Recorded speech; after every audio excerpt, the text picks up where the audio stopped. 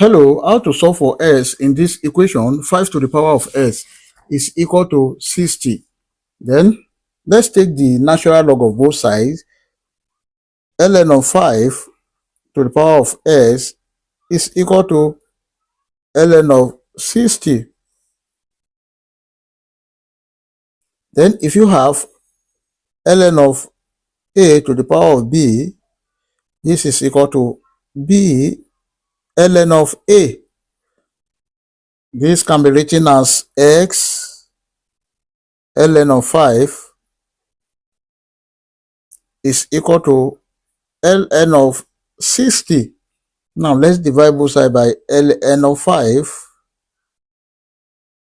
divided by ln of 5. This will cancel this.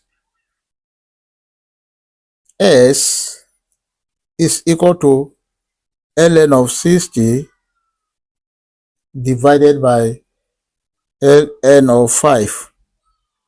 But ln of 60 is equal to 4.094, and then ln of 5 is equal to 1.604. X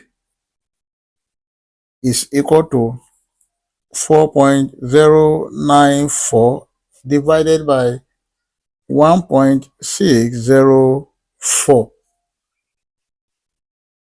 S is equal to 2.54, and this is the final answer.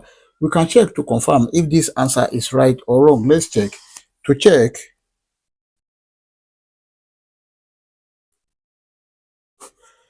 we have 5 to the power of s is equal to 60. Then when s is 2.54, we have 5 to the power of 2.54 is equal to 59.618, then which is approximately 60. Therefore, 60 is equal to the right hand side 60, which is true at s is equal to 2.54. I hope you enjoyed the video. Thank you for watching. Please don't forget to like, share, comment, and subscribe to my channel. Bye.